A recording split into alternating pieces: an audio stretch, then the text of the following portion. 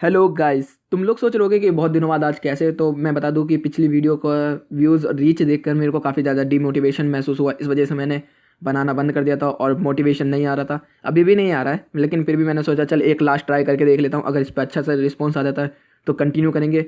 और दूसरा रीज़न ये भी था कि मेरे कॉलेज का इंस्टीट्यूट का बर्डन मेरे पर बहुत ज़्यादा आ गया। मैं 3D में ज़्यादा वो करना पड़ रहा है मुझे काम। इस वजह से मैं 2D एनिमेशन के अंदर अपना हाथ नहीं मार पा रहा हूँ। तो टाइटल और थंबनेल देख के तुम लोगों को समझ में आ तो गया होगा कि मैं आज क्या बात करने वाला हूँ। और मैं किसी तरीके की बकवास नहीं करने वाला। मैं तुम लोगों को इतने अच्छे से सिखाऊंगा कि तुम लोग बिल्कुल समझ जाओगे। जिसको स्केचिंग आती होगी, बेसिक स्केचिंग, वो काफ़ी अच्छे तरीके से एनिमेशन करना सीख जाएगा। अब बहुत सारे लोग ये सोच रहे होंगे कि साले खुद तो इतनी ख़राब एनिमेशन बनाता है और हम लोगों को एनिमेशन सिखाएगा। तो गाइस, उन लोगों के लिए मैं पहले से ही अपनी एक छोटी सी एनिमेशन दिखा देता हूँ जो कि मैंने दिल से बनाई थी थोड़ी सी।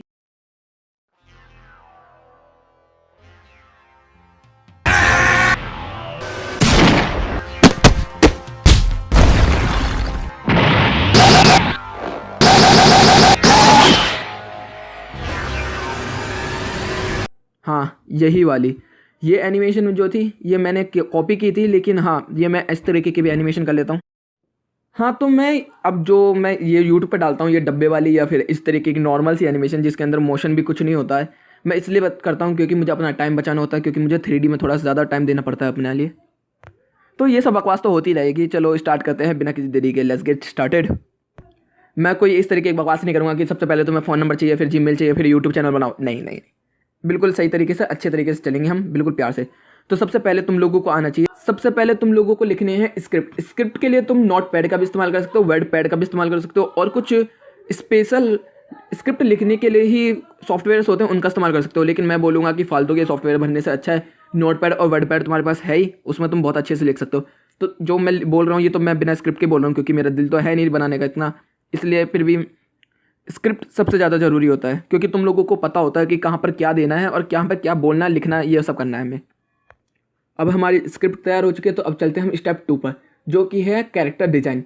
कैरेक्टर डिज़ाइन के लिए तुम लोग फोटोशॉप का भी इस्तेमाल कर सकते हो और इलस्ट्रेटर का भी इस्तेमाल कर सकते हो, या तो कुछ लोग क्रीटा का भी इस्तेमाल करते हैं, क्रीटा जो सॉफ्टवेयर है उसका भी इस्तेमाल करते हैं। तो तुम लोग उसमें ये कर सकते हो कि जैसे एब्जॉर्ब कर सकते हो किसी बंदे को कि तुम जिसको ज़्यादा पसंद करते हो सकता है कोई कार्टून कैरेक्टर भी हो सकता है कोई एनिमे कैरेक्टर भी हो सकता है तुम खुद को भी ड्रॉ करते हो। जो मेरा कैरेक्टर है वो मेरे से इंस्पायर बिल्कुल नहीं है। हाँ, जो उसकी हरकतें, बातें करने का तरीका है वो मेरे से इंस्पायर है मेरा, लेकिन जो कैरेक्टर है वो बिल्कुल अलग है मेरे से। मैं जैसा दिखता हूँ वैसा बिल्कुल भी नहीं है वो। उसके बाद आता है step 3, voice over. Voice over तुम फ़ोन में कर सकते हो, मैं फ़ोन से ही कर रहा हूँ ये वाला। या बहुत से लोगों के पास ऑडासिटी होता है और अच्छा माइक होता है तो वो ऑडासिटी से भी कर लेते हैं, और भी सॉफ्टवेयर है। लेकिन मैं सच बोलूँ तो Audacity is very use to, मतलब बहुत आसान है इस्तेमाल करना। तो मैं कहूँगा कि अगर तुम कंप्यूटर से करना चाहते हो और माइक अच्छा है तुम्हारे पास तो ऑडासिटी, अगर नहीं है तो फिर फ़ोन से कर लो जैसा मैं कर रहा हूँ। और जो मैं बोल रहा हूँ ये भी वॉइस ओवर ही है। तो स्क्रिप्ट कंप्लीट हो चुकी है, कैरेक्टर भी मिल चुका है और वॉइस भी हो चुकी है। अब बचा क्या? एनिमेशन। एनिमेशन के लिए तुम एनिमेट सीसी जो कि एडोब का है, या तो फिर क्रीता उसका भी इस्तेमाल कर सकते हो, या टूम बूम करके एक और आता है उसका भी इस्तेमाल कर सकते हो, और भी बहुत सारे आते हैं, मतलब सेक्टर बहुत सारे आते हैं, बहुत सारे। तो उसमें से तुम कोई भी सॉफ्टवेयर इस्तेमाल कर सकते हो। जो मैं हूँ पर्सनली, मैं एनिमेट सीसी इस्तेमाल करता हूँ क्योंकि मेरे को वो आता है चलाना अच्छे से, तो मैं उसी को इस्तेमाल करता हूँ। और जो ये आरजे बकेट लिस्ट वगैरह है ये सब भी ज़्यादातर एनिमेट सीसी इस्तेमाल करते हैं क्योंकि वो काफ़ी अच्छा है, उसका इंटरफेस समझना ईजी है काफ़ी। और ज़्यादातर लोग एनिमेट सीसी इसलिए भी इस्तेमाल करना पसंद करते हैं क्योंकि वो वेक्टर होता है। वेक्टर में तुम कितना भी जूम कर लो तो क्वालिटी के साथ कॉम्प्रोमाइज़ बिल्कुल भी नहीं होता है। जैसे कि इमेज को हम जूम करते हैं तो उसके पिक्सल दिखने लगते हैं, लेकिन वेक्टर के साथ वो नहीं होता है, इसलिए ज़्यादातर लोग एनिमेट सीसी इस्तेमाल करना पसंद करते हैं क्रीटा के ऊपर। और एनिमेशन भी तुम आराम से कर सकते हो, जैसे कि तुम चाहे तो रेफरेंस ले सकते हो, डायनेमिक रेफरेंस ले सकते हो, नॉर्मल रेफरेंस ले सकते हो, या फिर हो सकता है अगर तुम्हारी स्किल्स अच्छे हैं या तुम पोस्चर या फिर पोजो को अच्छे से अपना आप ही मेमोराइज कर सकते हो तो डायरेक्ट भी ड्रॉ कर सकते हो, जैसे कि तुम स्क्रीन पे देख रहे होगे। और जो लोग फ़ोन पे एनिमेशन करना चाहते हो तो उनके लिए वो फ्लिपा क्लिक ये सब करके एक सॉफ्टवेयर आते हैं, मतलब ऐप आते हैं, उसमें तुम कर सकते हो। लेकिन उसमें काफ़ी ज़्यादा मुश्किल होता है करना, सच बताऊँ तो, क्योंकि वो उंगलियों से या फिर तुम्हें वो पेन होता है जो लेना पड़ता है, वो करना स्टाइलाइज जिसको कहते हैं हम लोग, वो लेना पड़ेगा। और अच्छे से हो भी नहीं पाता, उसमें काफ़ी ज़्यादा फ्रस्ट्रेट भी हो जाओगे तुम, क्योंकि एक छोटी सी स्क्रीन में कहाँ तक कर लोगे। और तुम्हें पता है कि एक एक एनिमेशन बनाने में काफ़ी टाइम लग जाता है, और बैटरी पैकअप का भी मसला होता है उस चीज़ के अंदर। और अगर देखो तुम उसमें बना भी रहे हो फ़ोन के अंदर या फिर कंप्यूटर के अंदर, तो तुम अगर वैसे पोजोस को नहीं बना सकते हो तो तुम सिंपली एक तरीके ये रख सकते हो कि उसमें कुछ हमें पहले से ही शेप्स मिलते हैं, जैसे सर्कल, बॉक्स, क्यूब, ये सब मिलते हैं। तो तुम उसी को ओवरलैप करके बना सकते हो कैरेक्टर्स। जैसे कि मेरा जो कैरेक्टर है, जो छोटा वाला दिखता है, बड़ा वाला नहीं, छोटा वाला, जो टीनेजर नहीं, वो मत एक स्टिक मैन की तरह दिखता है, वो जो होता है वो बॉक्स और सर्कल से बना होता है। लेकिन जो मैं फुल एक ह्यूमन टाइप का बनाता हूँ, उसके अंदर मेरे को पूरा पूरा डिज़ाइन करना पड़ता है उसको। तो अब हमारा एनिमेशन भी पूरा हो गया है, तो उसके साथ के साथ हम बैकग्राउंड्स भी बना सकते हो। उसके लिए तुम काफ़ी सारे बैकग्राउंड रेफरेंस गूगल से उठा सकते हो ईजिली, चाहो तो, या फिर सफ़ेद ही छोड़ दो, पूरा बैकग्राउंड वाइट छोड़ दो। मेरी कुछ वीडियोस में तुम देखा होगा कि पूरा बैकग्राउंड वाइट भी होता है कभी कभार, या ग्रे हो जाता है कभी कभार, केवल एक ही रंग होता है, ये भी होता है। कभी कभार मैं ड्रॉ भी कर देता हूँ जब मेरे को लगता है कि हाँ मुझको यहाँ पर देना चाहिए। लेकिन बैकग्राउंड और कैरेक्टर में हमेशा एक तरीके से कॉन्ट्रास्ट होना चाहिए, एक तरीके का, लाइक अगर वाइट कैरेक्टर है तो तुम्हें ब्लैक बैकग्राउंड रखना चाहिए कि बंदा साफ साफ दिखाई दे। या फिर ऐसा नहीं कि भाई तुमने ब्लैक रखा और डार्क ब्लू नेवी रंग ले लिया तो वो ब्लैक के साथ मर्ज हो जाता है, तो तुम्हारे कैरेक्टर के ऊपर फोकस नहीं जाएगा। ये होना चाहिए कि फोकस हमेशा तुम्हारे कैरेक्टर के ऊपर बैठा रहे। ये होता है एनिमेशन का एक असली, सही बताऊँ, की।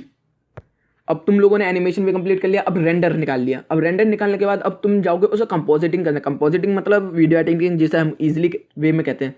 उसके लिए तुम सोनी वेगास कर सकते हो या प्रीमियर प्रो भी इस्तेमाल कर सकते हो ईजिली।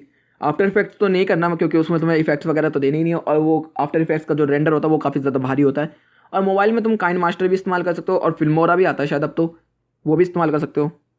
और जब तुम वो इस्तेमाल भी कर रहे होगे प्रीमियर प्रो में, जब एडिट कर रहे होगे वीडियो को, तो सबसे ज़्यादा इंपॉर्टेंट क्या होता है? हाँ, साउंड।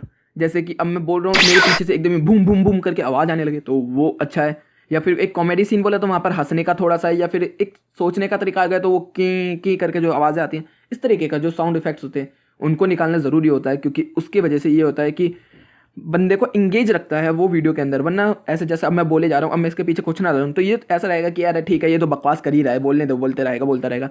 लेकिन जैसे साउंड इफेक्ट्स आते हैं तो ऐसा होता है कि अगर तुम्हारी पंच लाइन भी इतनी मजेदार नहीं होगी ना, लेकिन वहाँ पर साउंड इफेक्ट होगा, तो तुम्हारी वो पंच लाइन भी तुम लोगों सामने वाले को समझ में आएगा कि हाँ इसने यहाँ पर पंच मारा है, या फिर यहाँ पर जॉक किया है, जो भी वटेवर तुम अपने लैंग्वेज में बोलते होगे। तो अब हमने यहाँ पर वीडियो एडिट भी कर लिया, एनिमेशन भी कर लिया, वॉइस ओवर भी कर, कैरेक्टर डिजाइन भी हो गया है, और स्क्रिप्ट भी कंप्लीट हो चुकी है। अब सब कुछ हो चुका है, तो अब तुम सोच रहे होगे करना क्या है?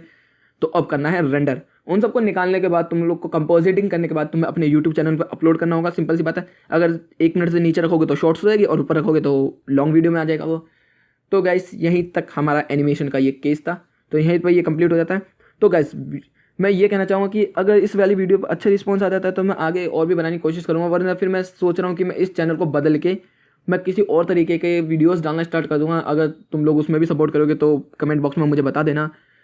और 8 मिनट हो ही जाने दो, कुछ भी बकवास कर ही लेते जब तक तो वैसे मेरे को मोनेटाइजेशन तो चैनल हो नहीं रखा, क्योंकि अभी तक मेरे कुछ ही घंटे पूरे हुए हैं, मतलब कुछ ही हावर्स कंप्लीट हुए हैं, और सब्सक्राइबर्स भी इतने हैं नहीं। हाँ, लेकिन ये है, हमें कम्युनिटी टैब मिल चुका है, ये अच्छा लगा।